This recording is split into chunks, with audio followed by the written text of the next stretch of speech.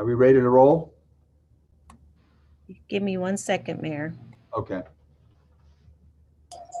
I'm good to go on my end. We are live on YouTube as well as YouTube TV.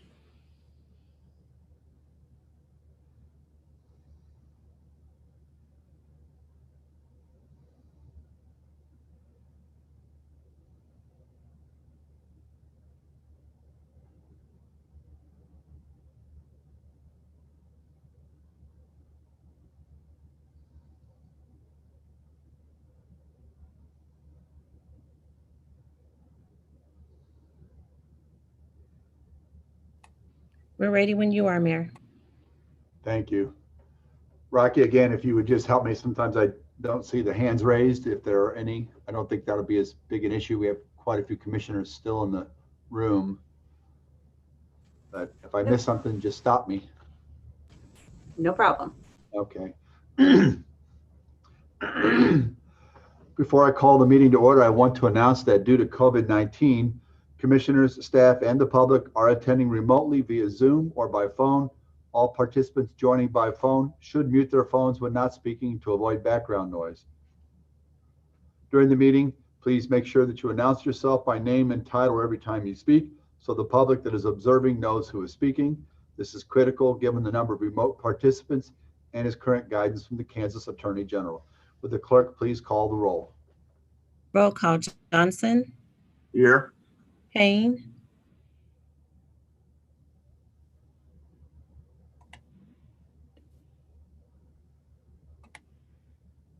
I don't think Commissioner Kane heard, or the microphone is not picking it up. Fifth floor conference room, I need you to unmute, please. We are unmute. We are unmute, but you may have us on Here. mute. Hey, see me? Hello. Commissioner Kane, Here. Who controls this? Yeah, who does control this? Here. Markley, Here. Walters, Here. Philbrook, Here. Bynum, Here. Burrows, Here. Townsend, Here. McKiernan, Here. Ramirez, Here. Albee. Here. This evening, our invocation is being given by Commissioner Harold Johnson of Faith Deliverance Church of, I'm sorry, did you call Commissioner Townsend's name? Yes, we did. Okay, I'm sorry. Present. Commissioner Johnson of Faith Deliverance Church of God in Christ. Please stand, remain standing for the Pledge of Allegiance. Let us pray. Good and gracious God, we thank you for this day that you've given us, the life that you've given us. We thank you, God, for this season that we're in as we celebrate various situations and situational religions. And we ask, God, that you give us all a mind to move from the novelties of life and to remember the things that are important, to remember community, to remember family, to appreciate our neighbor, to love them as we would ourselves. We ask, God, that you would be with us as a commission and help us, oh God, to govern for those, Lord, that are the lost, the least, and those that are often forgotten. We pray this in the name of Christ our Lord. Amen. I pledge allegiance to the flag of the United States of America and to and the to the republic for which it stands, one nation, under under God, God, indivisible, with liberty and justice for all. And thank you, Commissioner Johnson. Are there any revisions to tonight's agenda? Yes, Mr. Mayor, a blue sheet has been distributed. We have 2 items under the blue sheet. Under the standing committee, item number 2 is a resolution and an agreement for the district coroner. This item was sent at the Administration and Human Services Committee and was requested to be fast-tracked for tonight. The second item on the blue sheet is under the administrator's agenda, item number 4, which is a resolution for the MOU with IBEW Local 53. Thank you. So first we have the consent agenda. Does any member of the commission or the county administrator wish to set aside any item on the consent agenda? If an item is not set aside, all items on the consent agenda will be voted on by one vote. Commissioner Townsend has her hand up. Yes, Commissioner Townsend?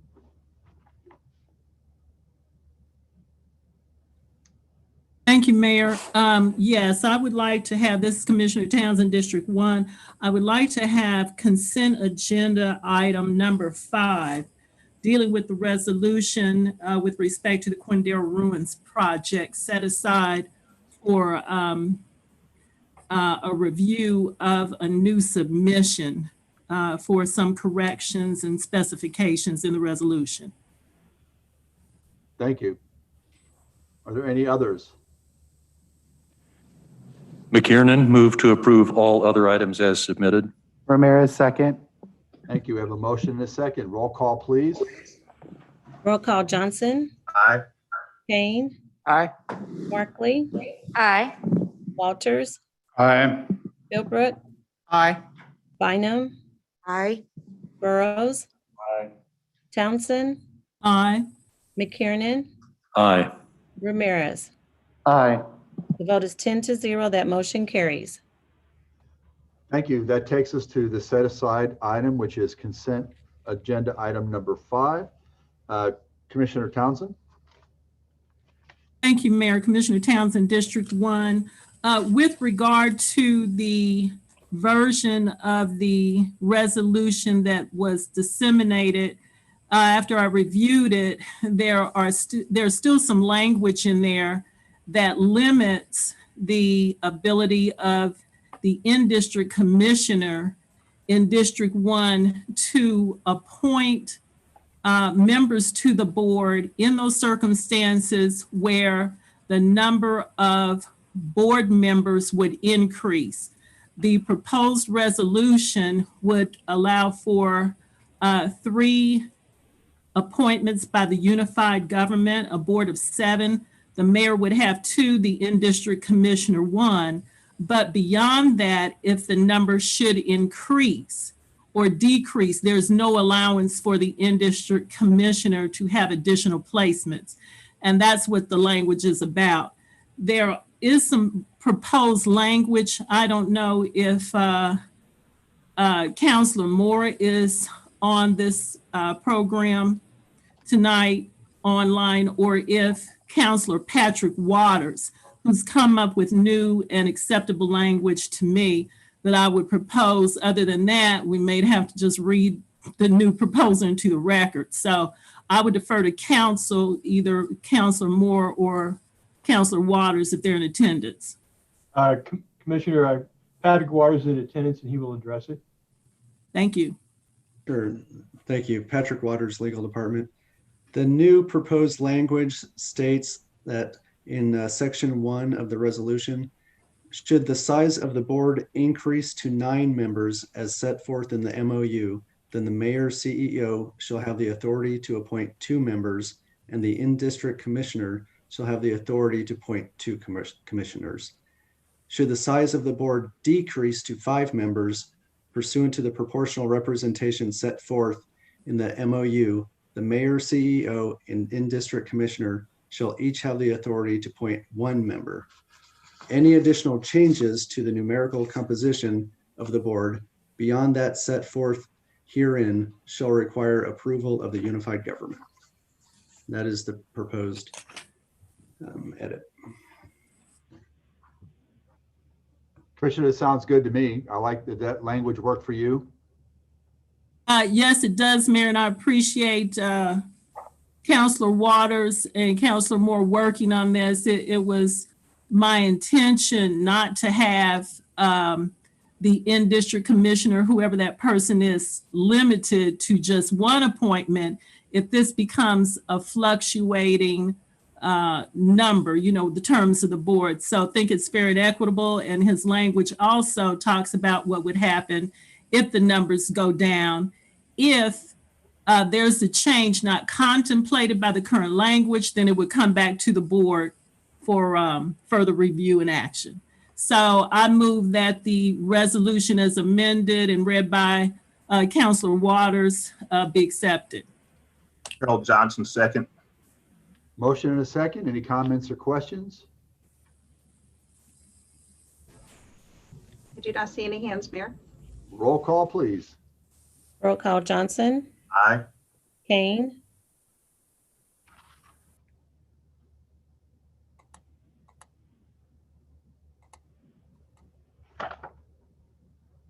Commissioner Kane, I think your mic might be off. Hold on, just a second. There's a problem. The fifth floor dropped off. Give me just a second. You don't let me no more. looks we like go. you're back on. You're back Kane, on. Commissioner Kane for roll call, Aye. Aye. Aye. Walters, Aye. Aye. I'm ahead of time. Philbrook, aye. Bynum, Aye. Burrows, Aye. Townsend, Aye. McKiernan, Aye. Ramirez. Aye. The vote is 10-0. That motion carries. Thank you. That takes us to our public hearing agenda. Item number 1, a resolution approving IRBs for home field industrial. I'd ask staff to make some opening remarks. 2 seconds while I pull up the PowerPoint. All right, can everyone see that and hear me? Excellent. Okay, the public hearing tonight is on, it's really a procedural item. This is something that you all have seen this project, as well as approved this kind of the IRBs in concept a few weeks ago with the development agreement for the home field project. This is actually the resolution of intent and statutory public hearing that are necessary to move forward with that. So just a quick reminder of what we're talking about. This is kind of a master plan of the entire site. All we're kind of discussing and referring to tonight with the IRBs is solely this center section, if you can see with my my mouse there right in the middle. So we're really just talking about the core home field project. So that includes the home field building, which is their primary training center, their outdoor concept, which is a crystal lagoon, as well as some retail right around that. And then finally, the baseball concept just across the way. So once again, really just that core, and I guess the baseball over here, what home field is actually building themselves, not the ancillary retail, as well as other items that they're doing. So as I mentioned, the development agreement was approved on November 5th by the full commission. What we had discussed in that was that there would be an abatement, really an exemption, not an abatement, an exemption of sales tax on construction materials for, again, just the core home field project. And then what we call a certainty IRB. This is a concept you all have seen before in other projects where we determine what we think is a fair kind of what that property tax would be. So what would 100% property tax be? And then kind of set that as a payment in lieu of taxes. This provides certainty on both sides. So the applicant, the developer, knows they can have a schedule, know exactly what they're going to owe as that payment in lieu of taxes for 10 years, as well as unified government and other taxing agencies. We know exactly what we will be collecting. This helps for a project that is a little outside the box, not really sure, you know, with VODA and other things, how that could be assessed and that process. So here is what we have agreed upon in terms of a pilot schedule.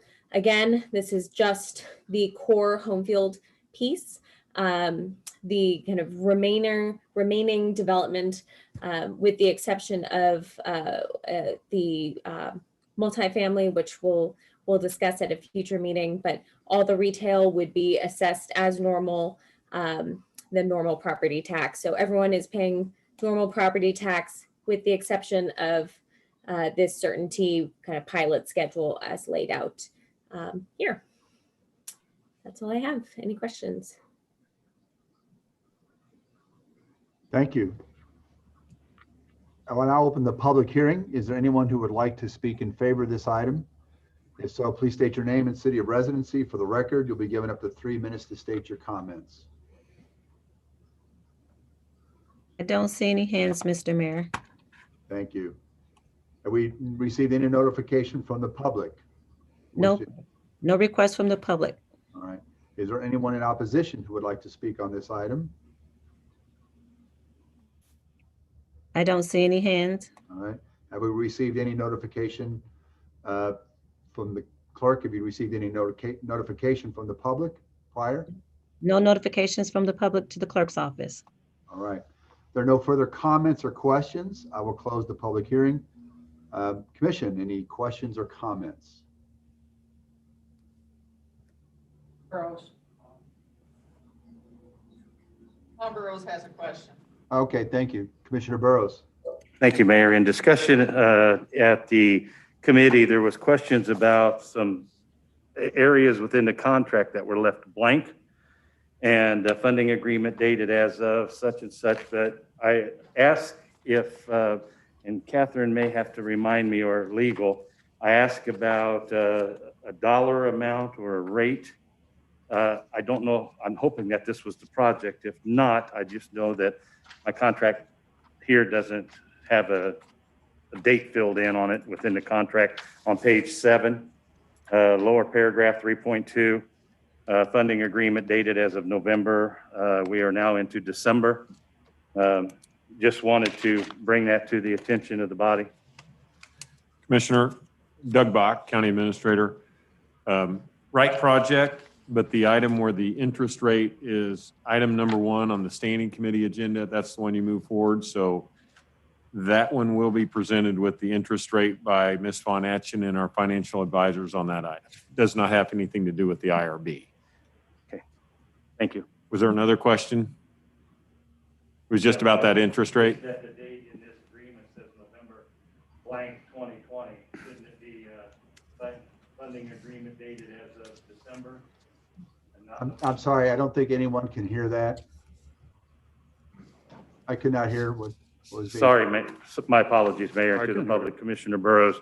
3.2 dealing with the termination funding agreement dated as November blank of 2020. We are in December. I don't know if that needs to be corrected. I just thought I'd bring it to the attention of the body. Okay. Yeah, that was received. Yeah, that was an oversight. It was received in November, and we will make sure that that actual specific day is referenced. Thank you. All right. Any other comments or questions? Walters, Yep. move for approval. Philbrook, second. Oops, sorry. Sorry, Christian. A lot of freaky stuff happened on that 5th floor. You should have come back down. Motion and a second. Roll call, please. Roll call. Johnson, Aye. Kane, Aye. Workley, Aye. Walters, Aye. Philbrook, Aye. Bynum, Aye. Burrows, Aye. Townsend, Aye. McKiernan, Aye. Ramirez. Aye. The vote is 10-0. That motion carries. Thank you. Now we move to the standing committee. Under the standing committee agenda, we have an ordinance for issuance of sales tax special obligation bonds. This is regarding Village East Project Areas 2B, 3, and 5. The item was presented to the Economic Development and Finance Committee on November 30th. The committee voted unanimously to approve and forward to full commission for presentation and approval. Before staff presents, I'd ask Commissioner Burrows, who chaired the meeting, if he has anything to add. No, Mayor, I don't. It was a unanimous decision. Thank you. At this time, I'll turn it over to Kathleen Von Atchen to make a presentation. Good evening. This is Kathleen Von Atchen. I'm the Chief Financial Officer for the Unified Government. And tonight we're asking for approval for the adoption of a bond ordinance to issue star bonds for the home fields project, which is those project areas as you mapped out on the title of the agenda item.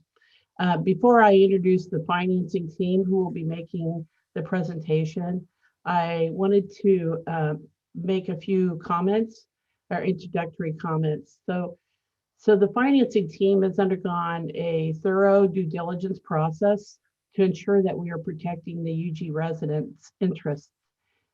These bond payments are solely paid for by revenues derived from the project, and not any property tax or general funds are being used for debt service or securing for those debt service payments.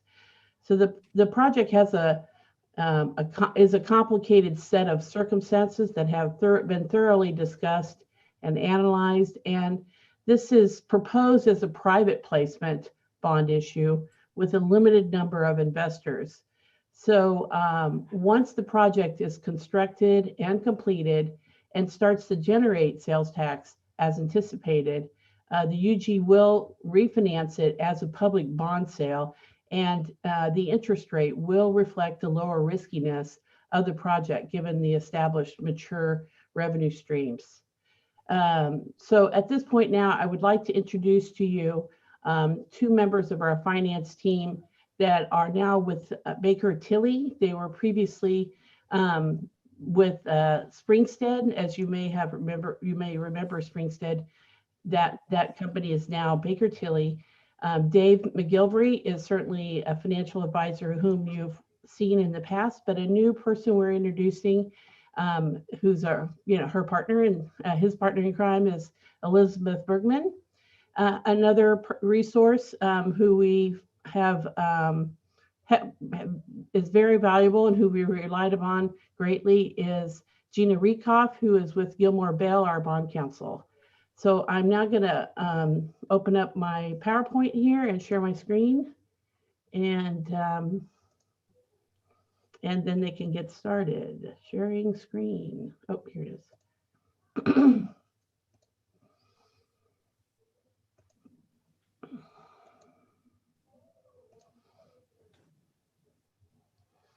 All right. Is Elizabeth or Dave on the call now? I believe we both are. Great. Thank you. Thank you, Kathleen, and good evening, everyone. This is David McGilvery with Baker Tilly, as Kathleen said, and with me is my colleague, Elizabeth Bergman. And as Kathleen set the stage, this is a major transaction. Large parts of it are driven by the development agreement. And in our presentation, which is actually fairly brief, we've tried to focus on, the three major components that, drive the transaction and have been goals of the transaction. So some are goals and some are what we call drivers, meaning they're central items which form the transaction. So the three major business points are the project funding, that necessary to get the project going and have a viable project. The second is the interest rate. And the third is flexibility for the future. And as Kathleen alluded to, we have a situation, we're just at the outset of this project, and we want to provide options for the unified government, moving forward once this project takes shape and gains maturity. So with that introduction, I'm going to turn it over to Elizabeth and take us through the first slides. Thanks, Dave. Yes, I'm pleased to be here to talk you through the big picture of this deal. So I just wanted to start by outlining the major financial points. So the home field project is requesting $75 million of funding for construction. So $75 million is the amount needed. The bonds, as have already been noted, will be repaid with sales tax revenues over the next 20 years, or if the sales tax revenues come in very strong, they could be paid down sooner, but the expectation is 20 years of sales tax revenue. The interest rate would be 6.85, and this is where this deal is a little bit different perhaps than something that you're used to seeing, because that interest rate will be made up of two components. One part is the coupon rate, or the flat interest rate of 3.8%. And then the second part is a 3.05% that's a discount. So these will be issued as discount bonds, meaning that the issue size will actually be $130 million in order to get $75 million of project costs, because the difference between the 130 and 75, well, the max is 130. The size will depend a little bit on the market on the day of sale. But the difference of about 41 million represents that supplemental income, interest, that 3.05% interest. So instead of having that as a face value, it will be paid as part of the principal repayment each year over the next 20 years. So it's really sort of a contingent interest cost, if you will. And then finally, as has been discussed, the expectation is that these bonds would be refunded once the fundamentals of the bonds are marketable on a public market. So sort of reach some market thresholds, which will come up on a later slide. So on the next one, so just talking about the interest rate, interest rates always have a component of two different pieces. One is inflation, and that's kind of, what the market is, and it's there. And then you add on top of that the risk of repayment.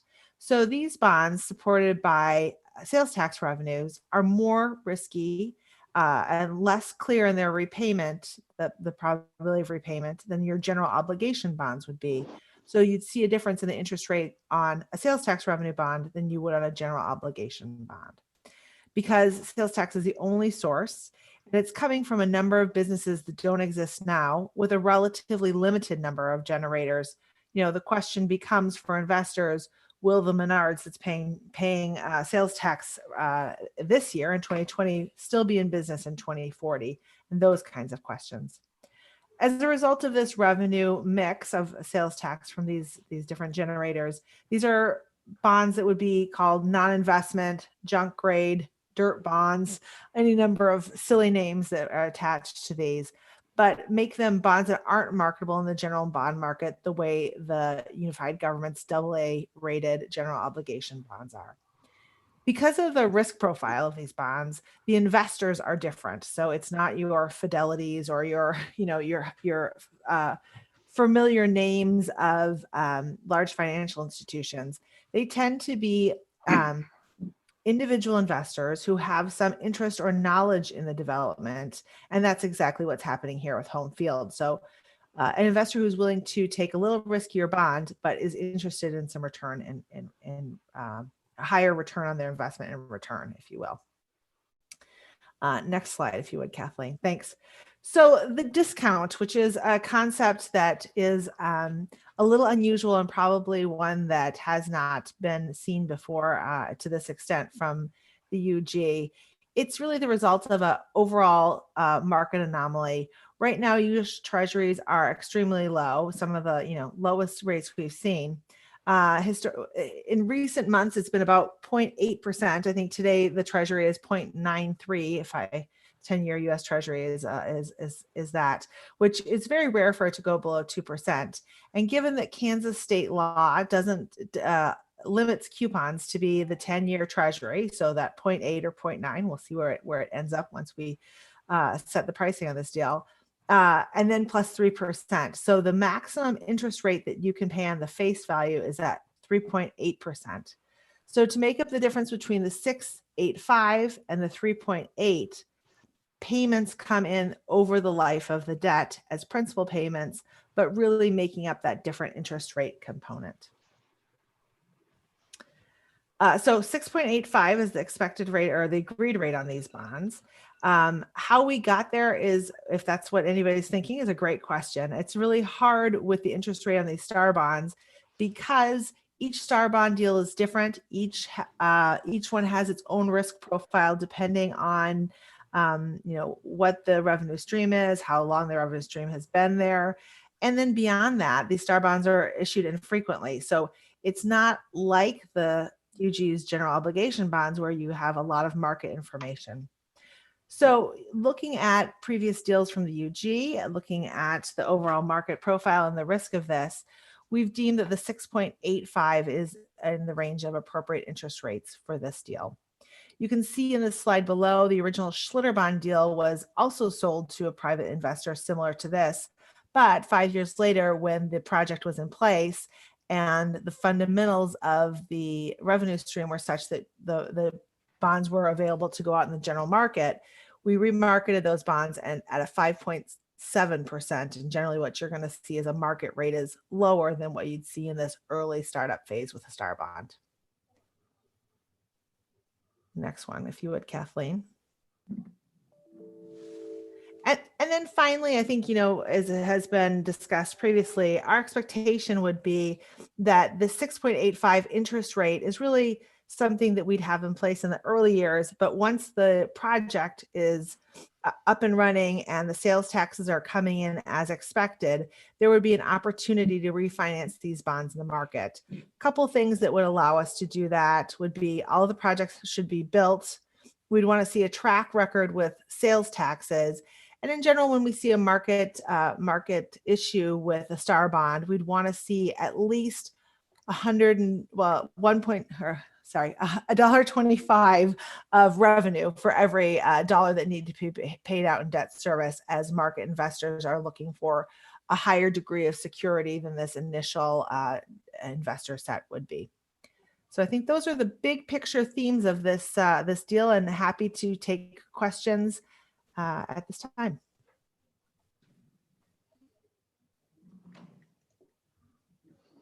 Are there any questions? Mr. Fuller. I have a question, Mayor. Yes. Or just more of a comment. Yep. I sure hope we use as many local contractors as possible.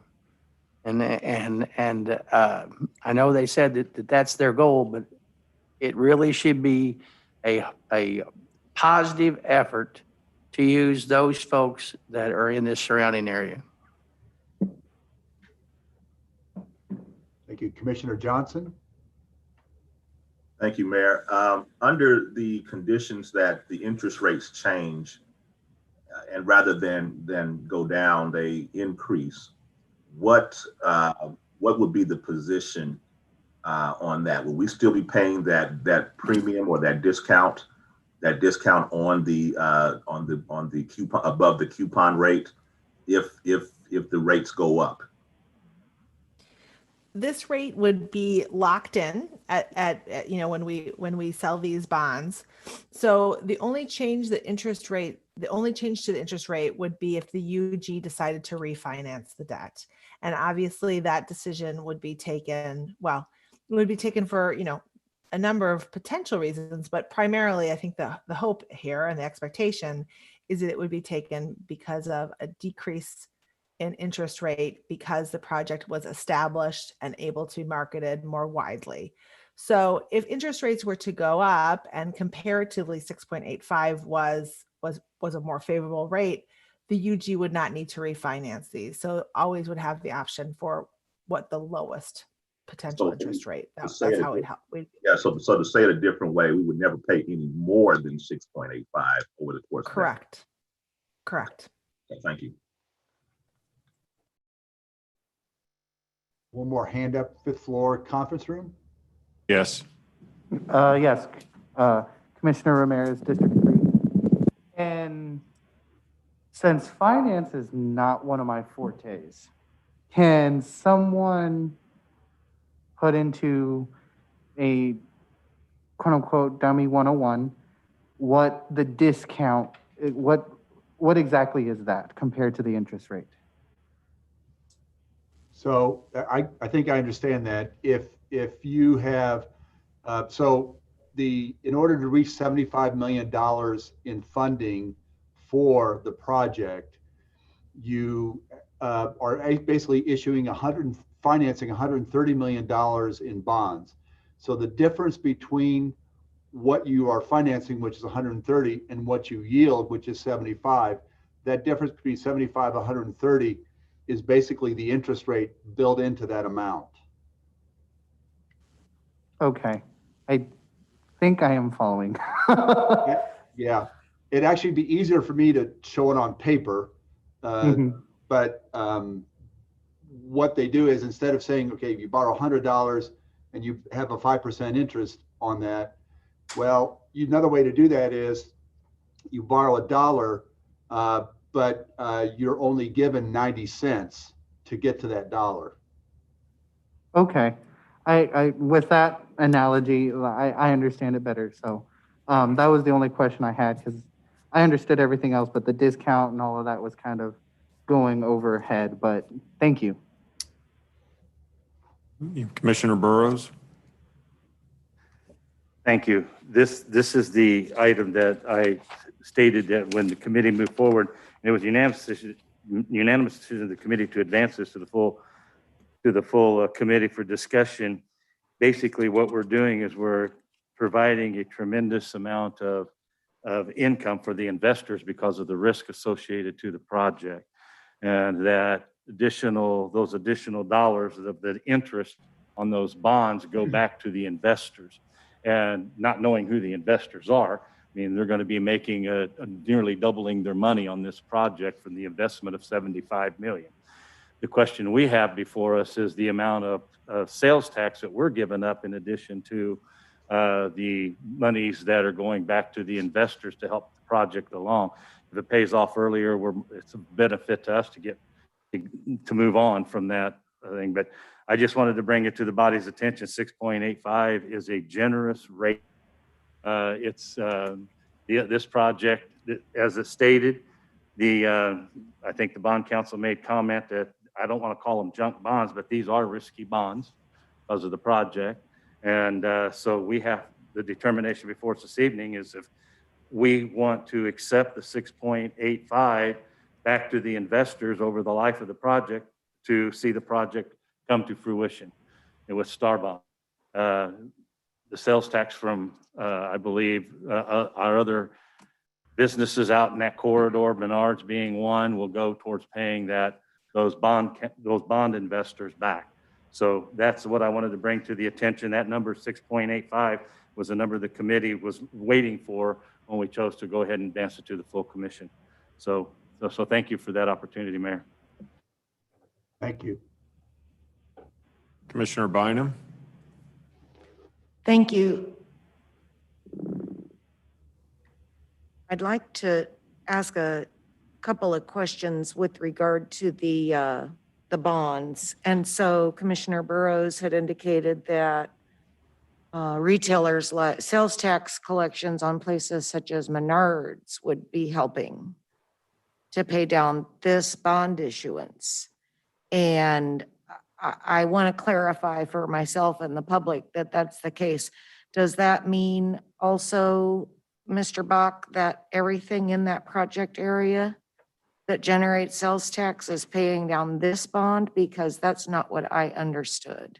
So I need to, if we could go back to that map that Catherine Carter was showing, it was leaving me with I realize it was a different item, but it was leaving me with the notion that we were talking specifically about the home field project itself. So I need clarification, and I'll just say my second thing. It's my understanding, as was explained here, that once the project is built, then the potential refinance to the lower rate can occur. So what would be the timeline that we would anticipate by which that could happen? Okay, I will start with the second part of that, and then I may turn it over to the finance team to explain how the flow of funds works within the project area to move from one area to the next. But Thank you. So yeah, these are bonds that are not marketable. So I think the term junk bonds is actually accurate for these, because Springstead did check on this to see what they could do with these, and there's underwriters noted that they are not ones they could take to market. But once a project builds, and this is a similar formula that we used early on in the days of Village West, where there was private financing was done on the project area. The the owner of or investors within the development bought the bonds through private financing. We established call provisions within it, which Elizabeth discussed there, but I would anticipate at full build out somewhere, and to make the call provision the most practical for us to do it will probably be around in 2025, 2026. So, it's going to build, you got a couple of years to get it built, then you got a couple more years. So it'll be up and operating for a couple of years. Then we ought to be able to, I would hope, unless the interest rate market, and I think that's where Commissioner Johnson was going, unless the interest rates go really high, in a similar bond market to today, and that's what you have to work with, you could assume that we would probably be able to refinance these, get a better interest rate, and save money from that perspective. I did want to step back and say that when we approved the development agreement for this in November, that I do recall us talking about a split with the Menards sales tax. So I just kind of wanted to step back and clarify, but if you wouldn't mind. Right, and maybe, I don't know if Elizabeth wants this, or maybe Gina Rykoff with Gilmore and Bell is pretty well versed in how we were working through the financing, but it is set up so that we will move into 21. We won't dedicate money initially to it, but then project dollars, I believe, midway through 21 will begin to come from the Menards project to go for this. Now, while there's I would just want to hit the practical application of that, because while they're not dedicated within the current bond issue that's out there, the current bond issue contemplated we would come back in with subsequent ones to cover the infrastructure project that we had built out in that area, which was another $10 million that went into the curve. So we'd anticipated we would probably, when they built the revenue or retailers, we would have to take money from those project areas to cover it. Menards built.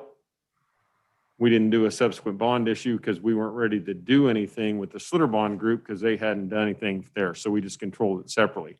Now that money is available back into the project area, and that's why we're building it into the bond issue. Kathleen or Gina, do you want to talk about how that will work from the flow of funds over the years between the project areas and the number of years before it stops? And there's also some complexities about the state dollars pay for a number of years and they stop and they go down to different percentages as well. I'm going to let Gina go ahead and answer that part of the question. Good evening, Gina Rykoff with Gilmore and Bell. So as Doug mentioned, there is a sharing of the revenues that are generated from Menards specifically, where in the early years, a portion of the sales tax revenues generated at Menards are used to pay for those 2015 bonds that Doug talked about, which were used to finance infrastructure out in this area. Once the Homefield project itself is completed, those revenues shift, and more of those revenues then are used to repay these new bonds. It goes from a 25-75 split originally. Then when Homefield is completed, then that flip-flops. So it'll be 25% of the Menards revenues are used to repay those infrastructure bonds, and 75% gets used to repay the Homefield bonds. The other projects that are the other retailers that are out in this area, in the project areas 2B, 3, and 5 in the Village East area, will be used the full time to repay these new 2020 bonds. There is an additional sort of ratcheting of once the developer has met certain development metrics and has the project up and running, and there are additional sales tax generators, then the sales tax from Menards gets split yet again, and 20% of the Menards sales tax revenues from the state go to the infrastructure bonds, and 80% go to the Homefield project. And then once those infrastructure bonds are paid off, then 20% of the Menards revenues is released back to the state and 80% is used for the home field project. One other part of the commissioner's question was about where these various areas are. And I'd be happy to share a map if you would like, but the home field project proper is really located in project area 1. The sales taxes generated within project area 1 are already dedicated to existing STAR bonds that are outstanding, including the infrastructure bonds that we talked about. So the revenues from the home field project itself will not be used to repay these bonds that we're talking about this evening. Instead, the areas that we're talking about are a little bit to the west of that, over to 435, north, not quite to where the existing auto dealerships are, and south to the southern edge of this area. It looks like Catherine is going to share a map for us. Catherine, do you want to walk through the project areas there? Yeah, so generally, kind of that core project area that we were discussing in the previous item, which is that core home field area, that's project area 1. So that's the area that Gina mentioned, that these bonds that we're discussing now will go to build this, yet the sales tax from this area will actually go to pay off the previous Schlitterbahn bonds. Then this area over here with Menards, as well as some future retail that'll be just south of that, is project area 3. And that's what really that's the core that will actually be going to pay off the bonds we're discussing today. And project area 2B is just a little bit to the north of that, where that number 5 is located in Frontier Justice. And then project area 5 is in over there about where kind of the number 7 is. And so those are the geographic areas in which the sales taxes, the retailers are located in those areas. The sales taxes generated from those areas will be used to repay these bonds. So thanks, Catherine, for the help with the map there. I really appreciate the updated explanation. You could repeat it to me again next month and the month after that, but I really do appreciate it. I will underline the complexity behind this is great within it. What's interesting is we issue the bonds from the project, they help pay for the home field. We use some of those Menards bonds to help stimulate the project to move forward, but as the project turns and the home field comes out and help us pay down the bonds that are already outstanding today that much sooner. So we actually return those sales tax that are coming off, like the car lots and those, quicker if the project builds out as anticipated and makes it all flow. Doug. Oh, sorry. Go ahead. So what I'm hearing is, though, and I was listening really close, that you said after a certain point that the state will finally start getting their 20%. So am I hearing the state has given us carte blanche to use all that money to pay this off, that they're really happy with this development? That's why they're doing it that way? yes. Okay, I just wanted to make sure. I mean, it's for a time period. I That they're investing into it because they want to see it happen. Okay, but that's a point I wanted to make, is that we have support from the state level on this project, Oh, or we absolutely. wouldn't be able to push back off of that 20% until later. So that's good to hear. Okay. Commissioner Ramirez? Yes, thank you. I'm to Kathleen or to Catherine. I'm going to be needy and ask if you would be able to, I know you presented this before in kind of a step-by-step format, But if I could have that in a document of the step-by-step funding mechanisms for this, that would be very helpful. I'm a very visual person, especially when it's 1, 2, 3, 4 in numerical order of how this funding is going to happen. That would really help me. I'm catching on to what the gist of all the different fundings, but I think, like I said, if I could have it in a more numerical order or picture format to help me fully understand it so that I know if a constituent were to ask me about it, I could be more confident in explaining that to them. If that could be done, that would be very helpful. Thank you. We'll work on something like that to break that down for you, Commissioner. Commissioner Burrows. Thank you. In light of the 6.85 that is being requested as the interest rate, is there any other state that we know of or other projects that are paying that kind of money even on possibly junk bonds?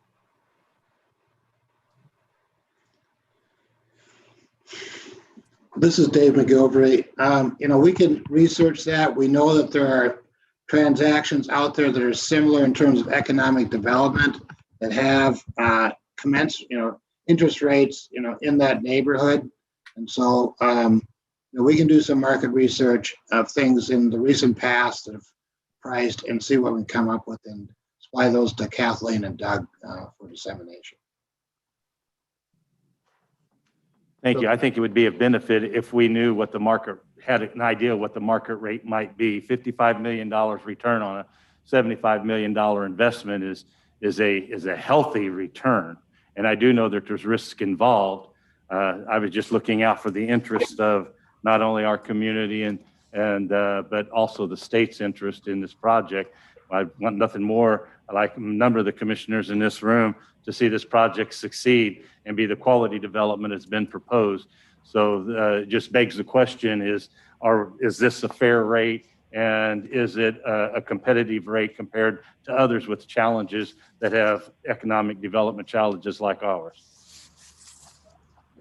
And we'll be able to provide something that says, here's a sampling of projects, as we said in our prepared remarks. There's no exact comparison. This has 3 or 4 sales tax generators over 20 years, but there are rates out in that neighborhood, and give us a chance to review the market again and get back to you. Thank you. Okay, seeing no more questions, I'd entertain a motion. Move to approve, Ramirez. McKiernan, second. We have a motion and a second. Roll call, please. Roll call: Johnson. Aye. Kane. Aye. Barkley. Aye. Walters. Aye. Philbrook. Aye. Bynum. Aye. Burrows. Aye. Townsend. Aye. McKiernan. Aye. Ramirez. Aye. The vote is 10-0. That motion carries. Thank you. This item is listed on the blue sheet. The next resolution agreement on district coroner was presented to the Administration and Human Services Standing Committee on December 14th. The committee voted unanimously to approve and forward to full commission for presentation and approval. Commissioner Markley, you chaired the meeting. Any comments? No, Mayor, this is unanimously approved. There's just a timeline issue, I think, with regard to some travel for someone involved. So we're just trying to speed it along to get it approved prior to that travel. Thank you. This is Commissioner Philbrook. I would just like for our administrator to explain why we need a coroner. Why do we need a coroner? So I'm going to turn it over to Casey Meyer for a presentation. Sure. Thank you, commissioners. This is Casey Meyer with the legal department. And Commissioner Philbrook, I am happy to answer that question for you. We need a coroner for several reasons. Number one is statutory, but outside of the statute, the coroner is responsible for determining when to perform autopsies on various death investigations. He or she is responsible for making sure the disposal of decedents' bodies gets taken care of. Also responsible for getting death certificates completed in a timely manner, as well as autopsy reports. He's also responsible of keeping statistics and getting those to the Kansas Department of Health and Environment in a timely manner. So the Office of the Coroner has a lot of responsibilities, and that's why we need one. Thank you. I just wanted the public to understand how important it was for us to have the official coroner. We take a lot of things for granted because we work in this arena, but some other folks don't. So thanks. Absolutely. Thank you. Any other comments or questions from the commission? Barkley, move to approve. We have a motion McKiernan, second. and a second. Roll call, please. Roll call. Johnson, Aye. Kane, Aye. Markley, Aye. Walters, Aye. Philbrook, Aye. Bynum, Aye. Burrows, Aye. Townsend, Aye. McKiernan, Aye. Ramirez. Aye. The vote is 10-0. That motion carries. Thank you. We have 4 items under the administrator's agenda. Number 1 is an ordinance amending the effective repeal date of emergency ordinances. Mr. Bach. Thank you, Mayor. These are the ordinances that were brought forward by the planning staff earlier this year. The commission had asked us to go forward, come up with some exceptions that we could put in place for our various businesses around the community in reaction to COVID. Recognizing that COVID is still in place, they expire at the end of this year. This allows us to continue into 2021, anticipating there could be some restrictions moving into the year.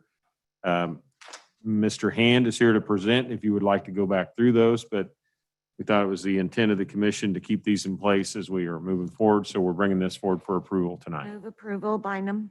Kane, second. Thank you. We have a motion and a second. Roll call, please. Roll call. Johnson, Aye. Kane, Aye. Markley, Aye. Walters, Aye. Philbrook, Aye. Bynum, Aye. Burrows, Aye. Townsend, Aye. McKiernan, Aye. Ramirez. Aye. The vote is 10-0. That motion carries. Thank you. That takes us to item number 2, a resolution temporary suspension of enforcement of ordinances. Mr. Bach. This is the resolution that goes hand in hand with the ordinances we approved in item number 1. Move approval, Bynum. Kane, second. Motion and a second. Roll call, please. Roll call. Johnson, Aye. Kane, Aye. Markley, Aye. Walters, Aye. Philbrook, Aye. Bynum, Aye. Burrows, Aye. Townsend, Aye. McKiernan, Aye. Ramirez. Aye. The vote is Thank you. 10-0. Item That num- motion carries. Thank you. Item number 3 is a resolution consenting to the assignment and assumption of lease agreements and bonds with Assisted Living Associates Limited Liability Corporation. Mr. Bach. Thank you, Mayor. For this assignment assumption, I'm going to recognize Catherine Carter, Director of Economic Development, to clarify which project this is associated to. Ms. Carter?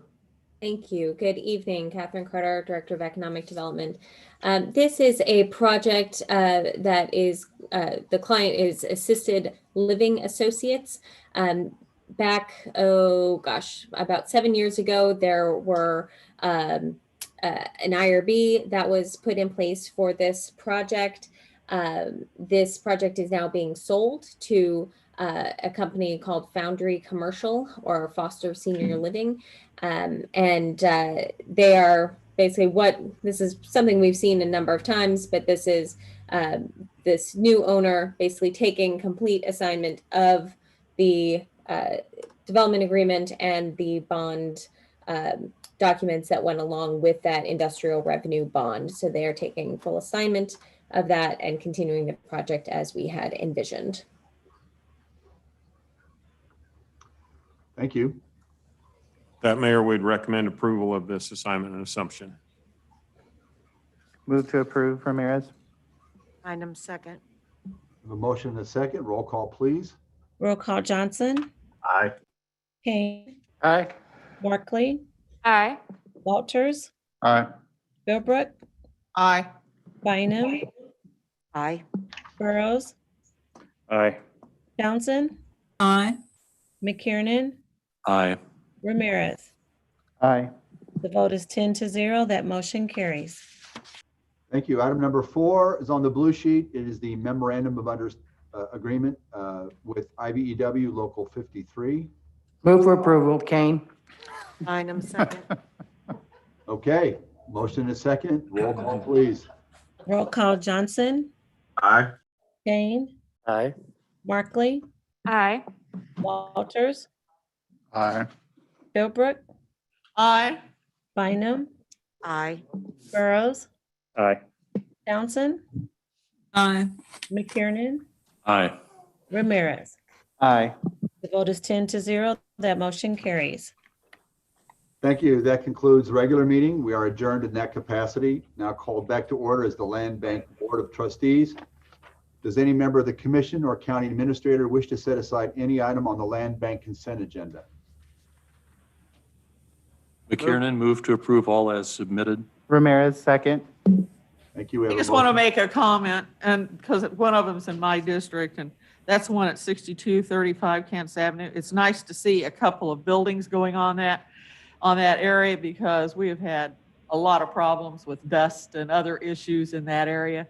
So that'll be at least some area that won't be dusty to the people that live around it. So thank you very much to whoever's building it. All right. Roll call, please. Roll call Johnson, Aye. Kane, Aye. Markley, Aye. Walters, Philbrook, Aye. Bynum, Aye. Burrows, Aye. Townsend, Aye. McKiernan, Aye. Ramirez. Aye. Vote is 10-0. That motion carries. Thank you. We are now adjourned. from the- Mayor, before we adjourn, I had public announcements. Right, okay. Thank you. I just wanted to take this moment as we conclude this year. We have 2 members of our staff, as we talked about earlier, that are retiring this year, that are often here in our commission meetings and are with us. One is our chief counsel, Ken Moore. We could get Ken's picture up, that'd be great, but I think you can see him there in the back corner. Start talking, Ken, maybe we'd see you in the highlight. Ken has been with us since 1991. He served in the legal department throughout his career. And of course, ends as our chief counsel. So just want to congratulate him for all his years of service and thank Ken for all his dedication and work to our community. Also retiring from our staff that we have here, and should be on camera somewhere if he's got the camera on in his office, is Gordon Criswell, Assistant County Administrator. He's been with me as an assistant ever since I've been in as a county administrator. Gordon has been with the City of Kansas City, Kansas Unified Government since 1986. Again, dedicated public servant, working in our community. Gordon, you got your camera on, or did you already sign off? He has his camera on. You got to say something, Gordon. Can you hear me now? I have my camera. There we go. Certainly, we'll miss Gordon. All his years of dedication to our community and great work will be hard to replace. Thank you. Mayor, thank you very much for letting me recognize these 2. Yes, let's all give them a round of applause.